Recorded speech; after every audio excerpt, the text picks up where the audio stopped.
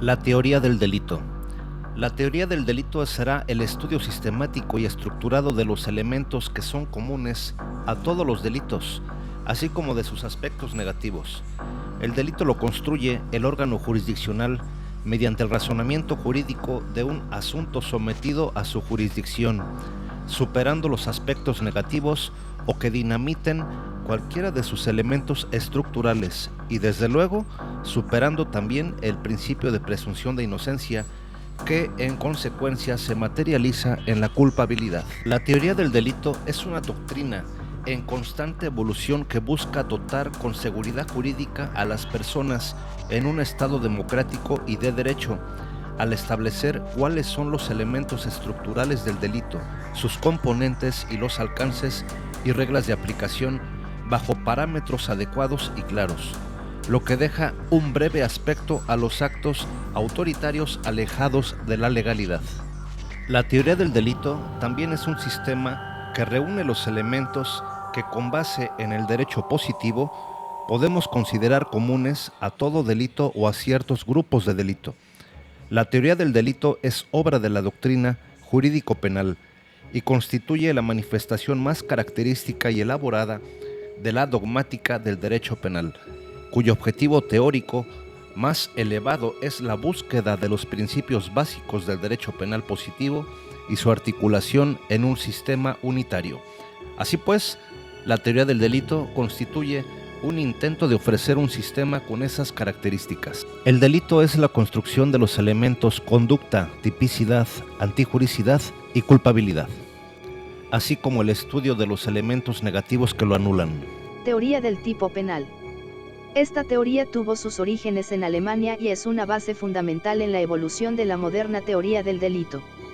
Aquí se construye un sistema en el que la garantía de legalidad descansaba sobre el tipo, como forma de ordenar los comportamientos humanos, de manera que las conductas se alejaran de tales conductas prohibidas. Pasemos ahora a lo que es el delito, sus elementos y aspectos negativos.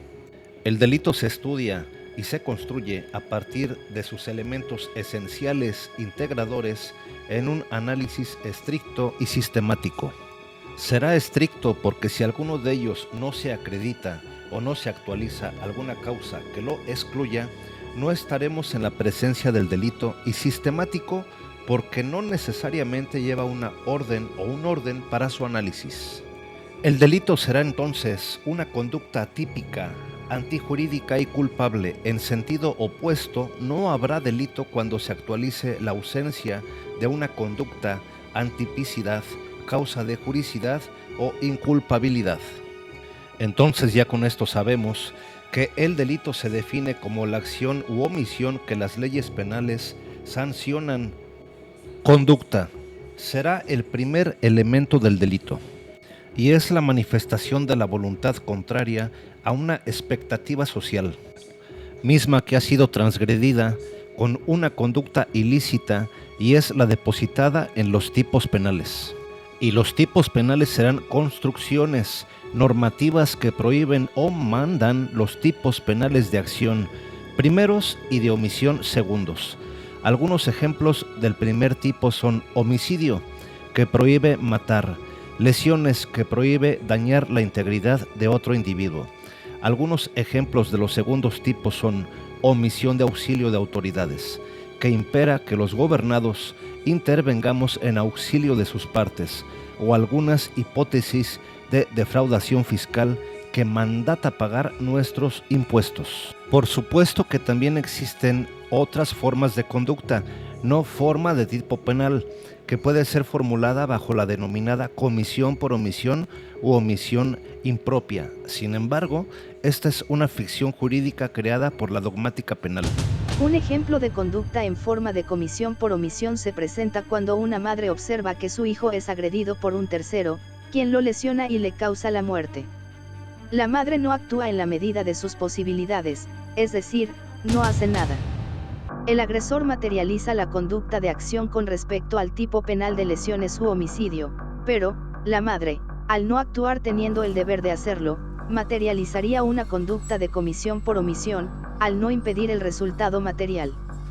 La conducta, al ser una forma de manifestación de la voluntad se puede presentar en distintas formas. Número 1, acción. 2, omisión simple o pura. Y 3, comisión por omisión. Vamos a ver de qué trata cada una de ellas. La acción es la primera forma de manifestación de la voluntad, que se trata de una conducta que se materializa bajo esta forma cuando el agente despliega su voluntad con respecto a una descripción típica que prohíbe hacer algo, es decir, cuando el agente impulsado por su voluntad actúa contrario a la expectativa depositada en él, con lo que actualiza un determinado tipo penal. Una conducta de acción es hacer algo que previamente se ha establecido como prohibido, por ejemplo, matar, violar, lesionar, etc. Prohibiciones construidos bajo tipos penales que describen conductas de acción. Esta conducta de acción va a tener un elemento externo, que es la manifestación de la voluntad, así como un elemento interno, que es la finalidad misma o conducción que el sujeto activo le da a su voluntad. Ambos elementos son componentes indispensables de la conducta. Omisión. La forma de conducta omisiva simple, también llamada pura, es la manifestación de la voluntad del agente con la que voluntariamente incumple un deber de acción, con un fin delictivo. Dicho deber de actuar debe encontrarse establecido en un tipo penal que impere a hacer algo, por lo que la omisión es no hacer lo que se encuentra obligado a hacer. La omisión simple es una forma conductual menos recurrente en el mundo fáctico, debido a que los tipos penales que establecen esta forma de conducta son menos recurrentes. Sin embargo, la omisión simple parte de la idea de que un tipo penal mandata hacer algo específico y concreto en una hipótesis normativa y dirigido a los gobernados, de entre quienes, teniendo la obligación de actuar conforme al mandato legal, decidan de forma libre y voluntaria no observar la orden normativa y, con ello, materializar una forma de conducta omisiva simple o pura. La omisión es, entonces, en su forma simple, pura o propia, no hacer, no actuar o abstenerse de realizar lo ordenado. La omisión simple puede ser de resultado formal o material, ya que nuestro Código Penal Federal, en su artículo 7, deja abierto el concepto de delito al acto u omisión que sancionan las leyes penales, y acota los resultados materiales a la forma de conducta de comisión por omisión. Comisión por omisión. Los tipos de comisión por omisión son una forma de conducta especial que nace fundamentalmente de los tipos de acción con un indispensable resultado material, los cuales, en virtud de parámetros de imputación especiales, se extienden para sancionar ciertas omisiones que en su efecto resultan equivalentes a la forma de conducta de acción. Aquí es relevante mencionar la denominación de calidad de garante, que bajo las ideas de Muñoz Conde y su teoría de la función protectora y deber de vigilancia del bien jurídico, debe ser entendida como una obligación amplia de protección de bienes jurídicos tutelados por la norma, obligación que se le impone a quienes tengan una especial vinculación con el bien jurídico tutelado, no obstante que no esté contenida en una ley, nazca de un contrato, se deba a un actuar precedente o sean parte de una comunidad de riesgo. Teoría de las fuentes formales de la calidad del garante. Esto quiere decir, ya que la realidad social ha evolucionado y la calidad de garante debe acompañar dicha evolución.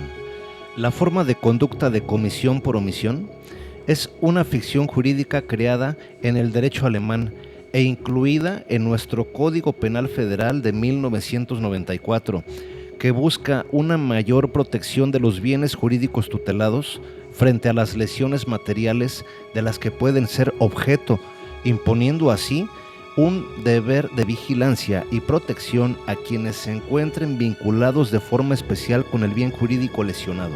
La comisión por omisión está diseñada para perseguir los tipos penales de acción con resultado material, ya que los de omisión simple no requieren de manera natural ser llevados a una forma de comisión por omisión. Ausencia de conducta. La conducta en cualquiera de sus formas de manifestación tiene a la voluntad como núcleo. Sin ella no se puede hablar de que exista conducta, lo que haría ocioso el estudio de los elementos del delito restantes.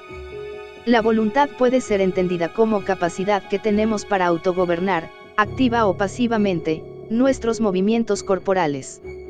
Las causas que anulen la voluntad se traducen en causas de ausencia de conducta, las cuales se han reconocido y estudiado en la doctrina clásica. Tipicidad.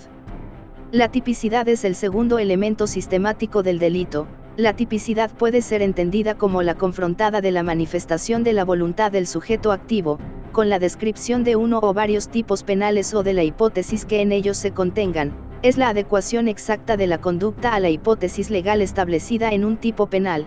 Tiene su origen en el principio de legalidad y de exacta aplicación de la ley en materia penal, y se encuentra vinculada estrechamente con la antijuricidad. Una conducta típica se presume que es antijurídica al ser contraria a la norma.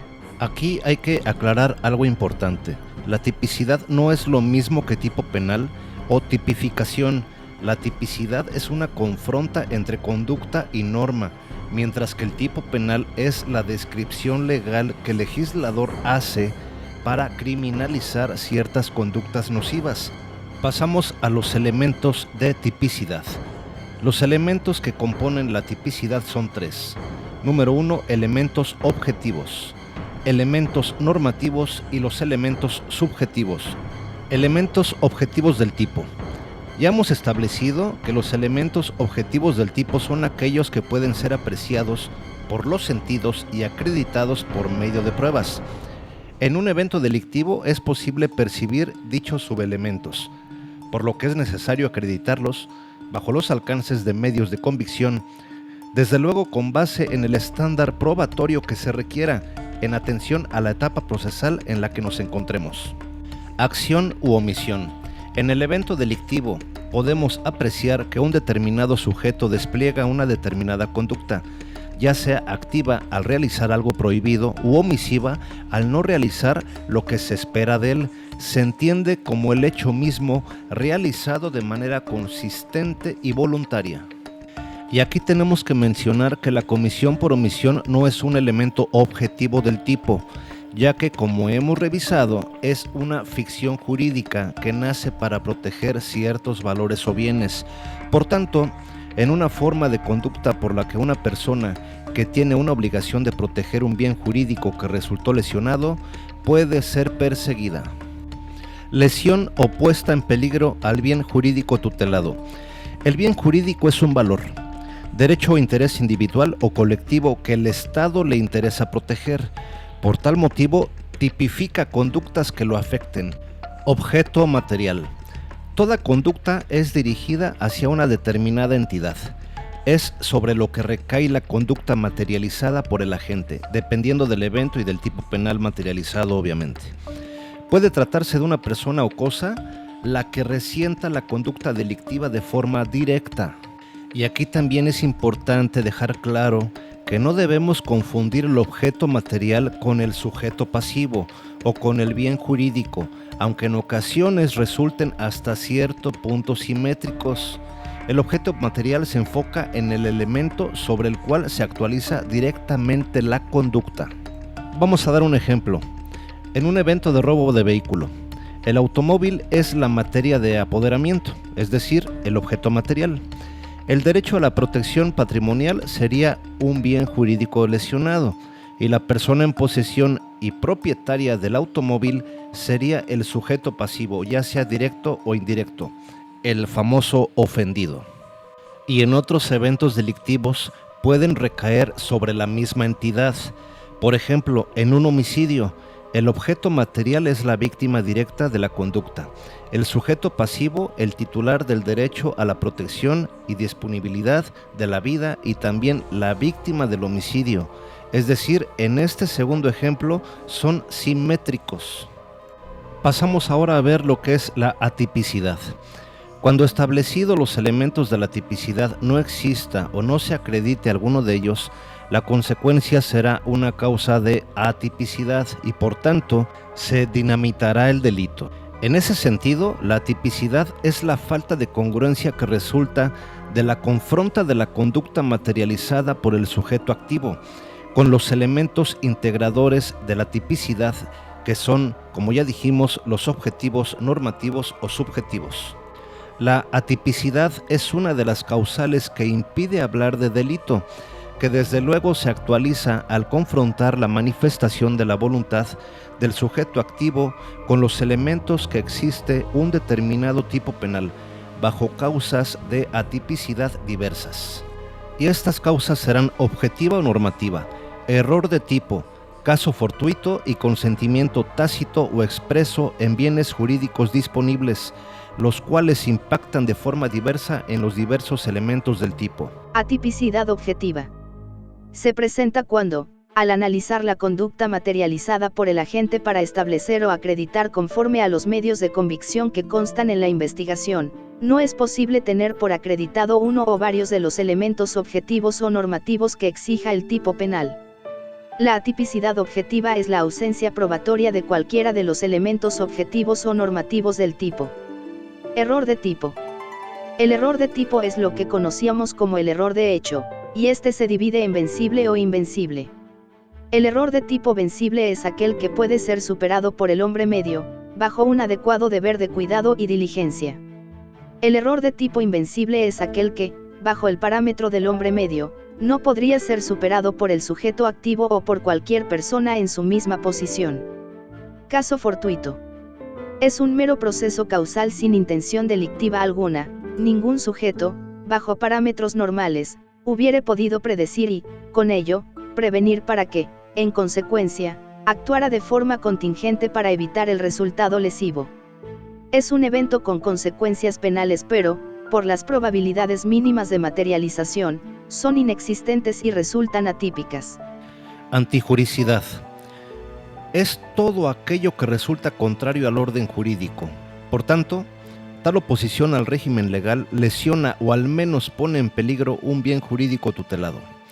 En ese sentido, la antijuricidad se compone de un elemento formal y un elemento material. Existe antijuricidad formal al momento de que una conducta típica se opone a la norma. Y existe antijuricidad material cuando esa conducta opuesta a la norma lesiona o pone en peligro una expectativa de derecho y su protección. La antijuricidad se presumirá siempre que exista una conducta típica, ya que es su razón de ser, por lo que una conducta típica y antijurídica integra el denominado injusto penal, ya que el derecho penal lo desaprueba cuando no se actualiza alguna causa que haga jurisdiccionalmente permisible la conducta típica, desvaloriza la acción y el resultado de la acción. Gracias por haber visto este video, esperamos haya sido de tu aprendizaje o reforzamiento en tus conocimientos.